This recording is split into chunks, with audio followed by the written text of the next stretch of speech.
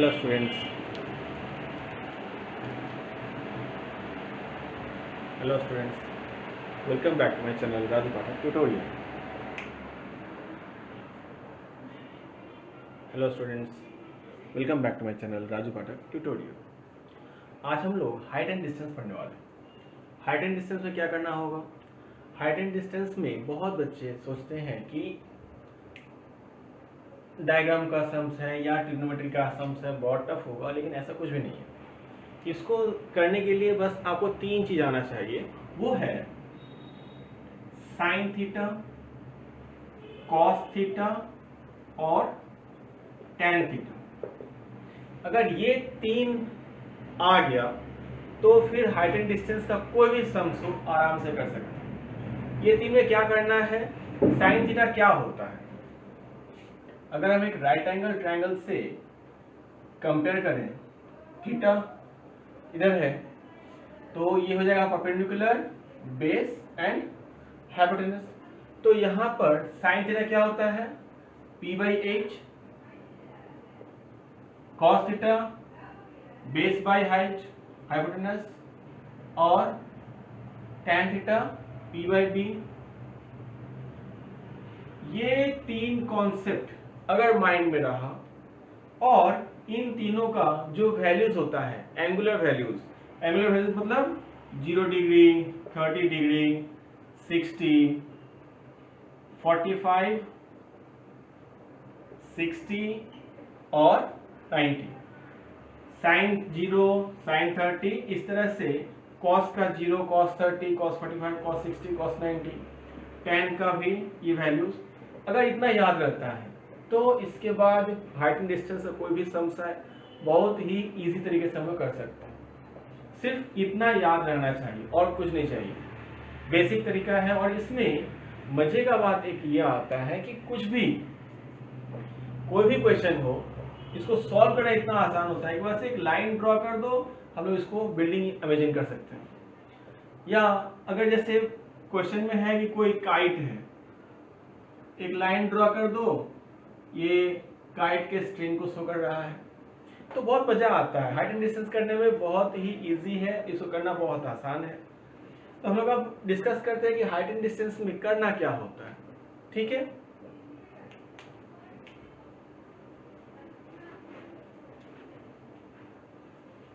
Height and distance में हम लोगों का जो क्वेश्चन आता है उसका बेसिक है कि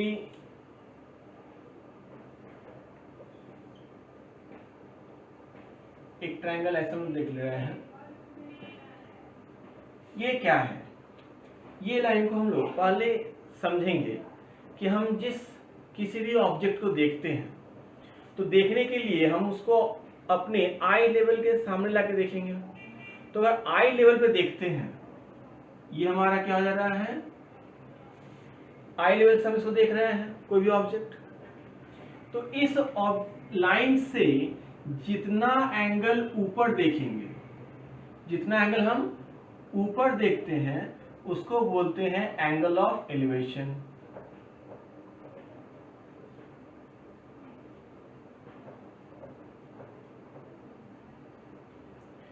और हम अगेन यहां पे सपोज कोई है, एक बिल्डिंग है, बिल्डिंग के नीचे एक फ्रेंड है और बिल्डिंग के टॉप पे, रूफ पे कोई एक फ्रेंड खड़ा है। ठीक है, तो वो अपने व्यूइंग एंगल के, अपने आई लेवल से इस फ्रेंड को देखने के लिए क्या करेगा? नीचे देखेगा। जो नीचे है वो छत पे फ्रेंड को देखेगा और जो छत पे है वो नीचे देखेगा। तो अपने आई लेवल से जितना नीचे देखेगा, जितना एंगल नीचे देखेगा, इस एंगल को हम लोग बोलते हैं angle of depression. Angle of depression.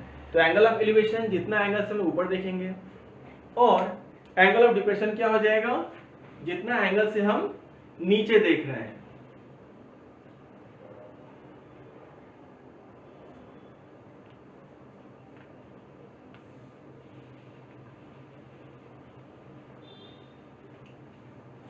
यहाँ पर एक और बात ध्यान रखने वाली है कि हम जितना एंगल ऊपर देखते हैं ना, उतना ही ऊपर वाले को भी नीचे देखना होता है। ये चीज ध्यान रखना कि हमेशा angle of elevation is equals to angle of depression. अगर हमें क्वेश्चन में एंगल ऑफ डिप्रेशन बोला हुआ है तो उसे हम एंगल ऑफ एलिवेशन लेके सॉल्व कर सकते हैं। पहला बात है, ये इसके लॉजिक से। अगर हम दूसरे लॉजिक में देखना चाहें तो देखो, दो लाइन है यहाँ पे, दो लाइन में एक एंगल है। यहाँ हम लोग देख सकते हैं दो पैरेलल लाइंस में ऑब्वियसली कोई बिल्डिंग है, तो जो रास्ता होगा, जो रास्ते में और उसके टॉप पे ये दोनों लाइन बिल्कुल पैरेलल होगा। ऐसा तो है नहीं कि ये कम होगा वो ज्यादा होगा, राइट ना? या ये एंगुलर में जाए, ऐसा तो हो नहीं सकता।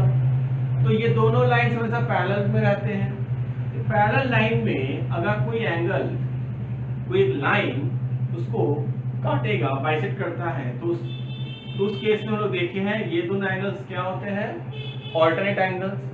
और ये ऑल्टरनेट एंगल्स हमेशा आर इक्वल। तो ये कॉन्सेप्ट भी हम लोग यहाँ अप्लाई कर सकते हैं। तो आइदर ऑल्टरनेट एंगल बोलो या फिर angle of elevation is equal to angle of depression. इस कॉन्सेप्ट पे काम करो। क्लियर है? और कोई दिक्कत नहीं है? इतना ही इसका बेसिक स्टोरी है। इसके बाद हम लोग अब इसका न्यूमेरिकल्स करेंगे, फिर समझेंगे इसका क्या क्या प्रैक्टिकल यूजेस है। क्लियर है?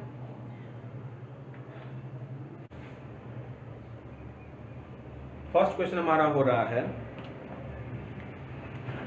if the angle of elevation of top of a coconut tree from a point, angle of elevation बोला है, if the angle of elevation of the top of a coconut tree, एक coconut tree लेंगे, इस coconut tree का top पे बोला हुआ है, top of a coconut tree from a point on ground is 60 degree. Point on ground, एक point है जो कहाँ है, ग्राउंड पे है। इस ग्राउंड से कोकोनट ट्री के टॉप का एंगल ऑफ एलिवेशन बोला है थीटा। एंगल ऑफ एलिवेशन कितना बोला हमें, इज 60 डिग्री। 60 डिग्री ले लिए। And the point is 20 metre away from the foot of the tree. And the point is 20 metre away. Distance कितना है, 20 metre. The point is 20 meter away from the foot of the tree. So, find क्या करना है हमें? Let us find the height of the tree. इस tree का हमें height find करना है। हाइट कैसे निकालेंगे? तो देखो, अभी जैसे हम लोग डिस्कस किए थे sine theta, cos theta and tan theta. Sine में क्या था, P by H, B by H and P by B। हमें क्वेश्चन में क्या पूछा हुआ है कि हमें हाइट निकालना है। हाइट इस ट्रायंगल में हाइट हमारा क्या है, परपेंडिकुलर, और गिवन में क्या है, बेस दिया हुआ है और एंगल दिया है। तो परपेंडिकुलर, बेस और एंगल, ये कॉम्बिनेशन कहाँ पे है, एंगल थीटा, परपेंडिकुलर बेस किस में आ रहा है, tan थीटा। तो हमें यहाँ पे tan थीटा का फॉर्मूला अप्लाई करना है। So from triangle ABC tan 60 degree equals to, perpendicular क्या है मेरा, AB, बेस क्या है, BC। tan 60 √3 equals to AB by 20 metre. Therefore AB equals to 20 √3 metre. Next question लेते हैं। The length of the shadow of a tower is 9 metre. एक tower है, tower हो गया। लेंथ ऑफ शैडो, इसका shadow कहाँ होगा, नीचे ही होगा, सिंपल सा है। तो length of a shadow, length of shadow of a tower is 9 metre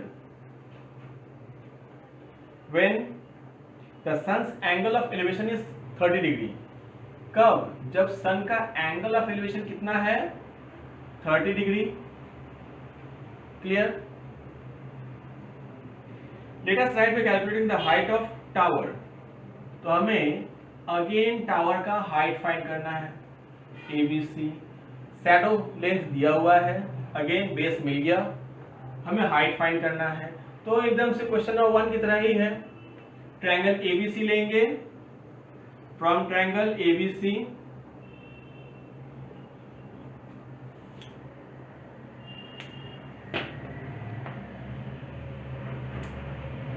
from triangle ABC tan 30 degree equals to AB by BC, tan 30 1 by root 3, AB unknown है हमारे लिए और BC कितना है 9, therefore AB equals to 9 by root 3।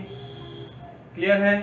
क्या हो जाएगा अगर हम लोग क्रॉस मल्टीप्लाई करते हैं यहाँ पे कि AB रूट 3 इक्वल्स टू 9 होगा, तो AB इक्वल टू क्या हो जाएगा, ये रूट 3 तो मल्टीपल फॉर्म में है, उधर जाएगा तो क्या हो जाएगा 9 बाई रूट 3। अब यहाँ पे रेशनलाइज करना होता है, रेशनलाइज करने के लिए क्या करेंगे, रूट 3 से ऊपर नीचे मल्टीप्लाई करेंगे, तो नीचे हो जाएगा 3 9 रूट 3, 3 से 3 कटेगा, 3 टाइम्स में 3 रूट 3 मीटर। डन, क्लियर है? ये समझ में आया? अब आते हैं नेक्स्ट सम पे।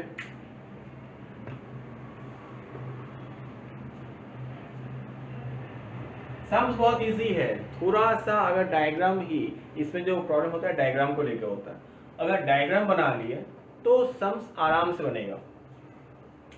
नेक्स्ट क्वेश्चन लोग लेके चलते हैं, क्वेश्चन नंबर 3 में क्या दिया हुआ, a kite is flying with a thread of 150 metre. देखो एक काइट है, kite is flying with a thread of 150 metre. जो काइट होगा वो थ्रेड से कनेक्टेड होगा, यानी कि थ्रेड कैसा रहता है हमारा काइट का, जब भी हम लोग काइट उड़ाते हैं तो उसका थ्रेड कैसा रहता है, स्लोप में। तो this is given here 150 metre. Clear? Length from a field if the thread of kite makes an angle 60 degree with the horizontal. ये जो थ्रेड है, if the thread makes an angle 60 degree with the horizontal, calculate the height of the kite, calculate the height of the kite from ground. क्या करना होगा इसमें,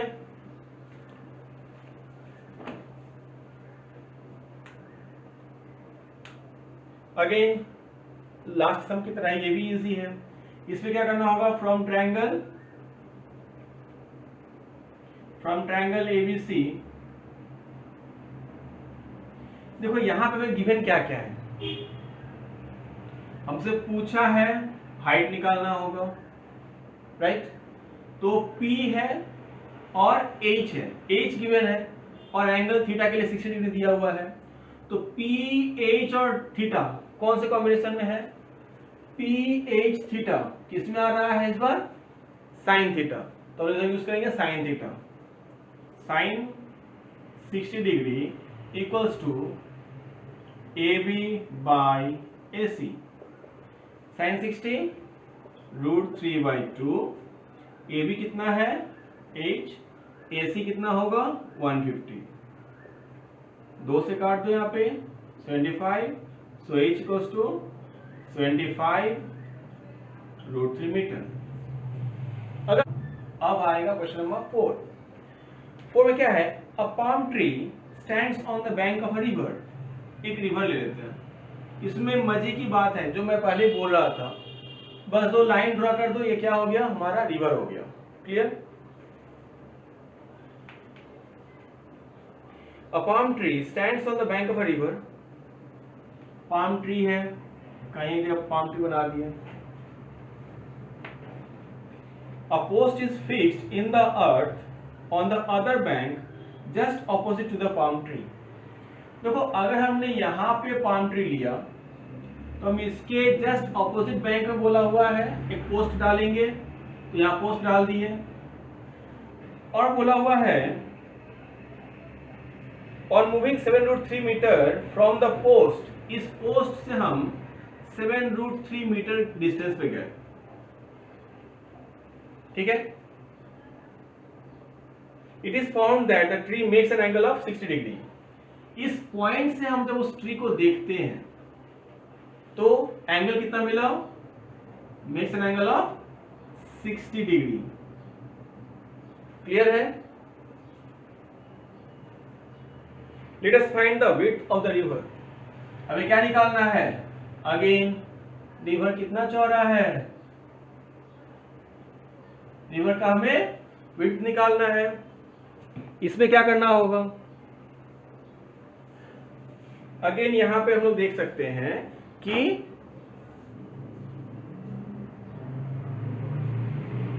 height चाहिए h, base given है और एंगल गिवन है।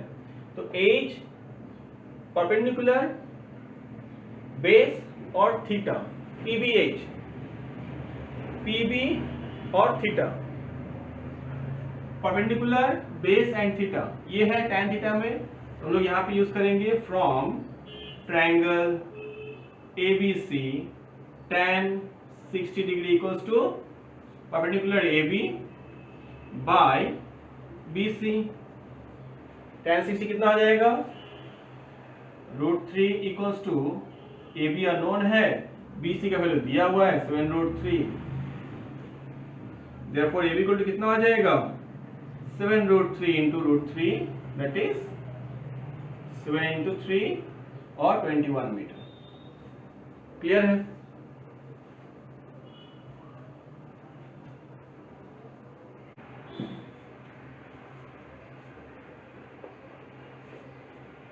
A telegraph post is bent at a point above the ground due to storm। ये question बहुत ही इंपॉर्टेंट होता है, ये हर बुक में ये क्वेश्चन मिलेगा, कोई भी बोर्ड हो, कोई भी बुक ले लो।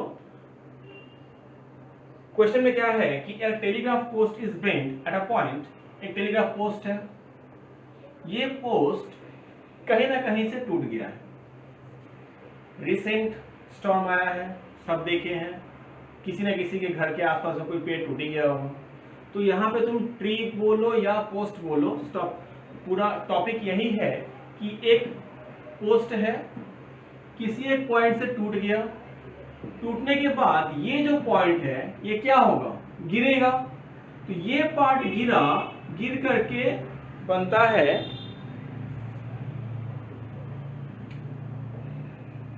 ये गिर करके एंगल बनाता है ग्राउंड से। कितना ग्राउंड से एंगल बनाएगा, makes an angle of 30 degree, angle बना रहा है 30 degree. Its top just meet the ground at a distance of 8√3 metre from its foot.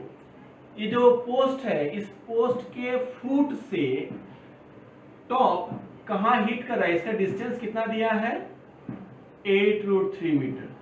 ठीक है, इस पोस्ट के फुट से जो पोस्ट का टॉप है वो ग्राउंड को टच कर रहा है 8√3 मीटर के डिस्टेंस पे। डन। अब हमसे जो क्वेश्चन पूछा गया है, let us right bye calculating at what height the post is bent and what is the height of the post. हमसे यहाँ पे दो क्वेश्चन पूछा हुआ। फर्स्ट क्या है, the point at which post is bent, किस पॉइंट पे बेंट हुआ, यानी कि हमें ए बी निकालना होगा। And the second one is the total height of the post, that is A B plus A C. Clear? तो इसमें क्या करेंगे, कुछ बच्चे बोलते हैं पोस्ट ही टूटा है, वो क्यों देखें, लेकिन पोस्ट जब टूटा है तो बनाना पड़ेगा ही। ऐसे क्वेश्चंस को कैसे सॉल्व करेंगे, हाइट है हमारा A B, tan from triangle ABC, from triangle ABC हम लोगों को गिवन क्या क्या है, हाइट फाइंड करना होगा, h, बेस है, एंगल है। तो P, B और थीटा कहां पे है, PB थीटा, tan थीटा पे। तो यहां हम लिखेंगे tan 30 degree equals to AB by BC। tan 30 कितना हो जाएगा 1/√3, AB अननोन है, BC कितना है 8√3, √3 कट जाएगा, सो AB को कितना आया 8 मीटर। तो ये पोस्ट जो है पूरा पोस्ट, ये पोस्ट टूटा कितने पे हाइट पे है 8 मीटर्स पे, तो हमें आंसर यहां मिल गया हमारा 8 मीटर।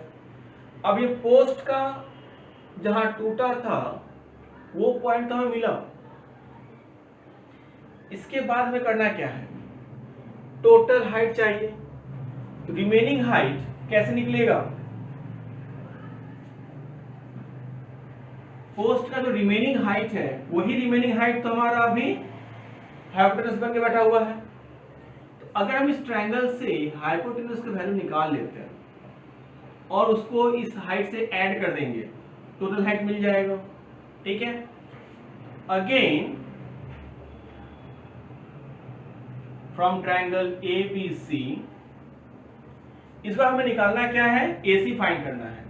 तो AC को आइदर हम AB और AC को BC से कंपेयर करके सॉल्व कर सकते हैं।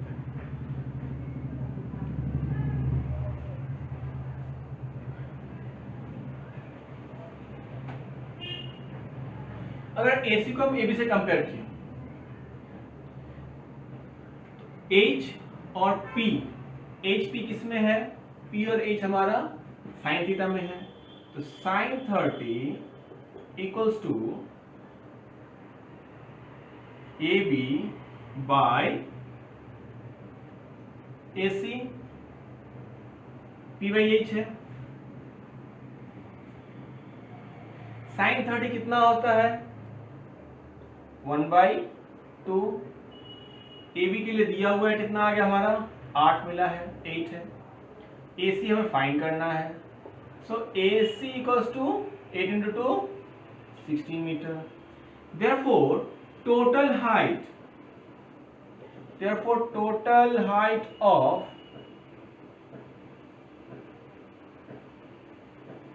पोस्ट कितना हो जाएगा AB प्लस AC, क्योंकि इसी पोर्शन को तो सीधा करेंगे तो यहाँ आएगा ना, तो AB प्लस AC, AB हमको कितना मिला है 8 मीटर और AC कितना मिला है 16, दोनों हो जाएगा 24 मीटर। क्लियर, तो ये हो गया हमारा 5 सम।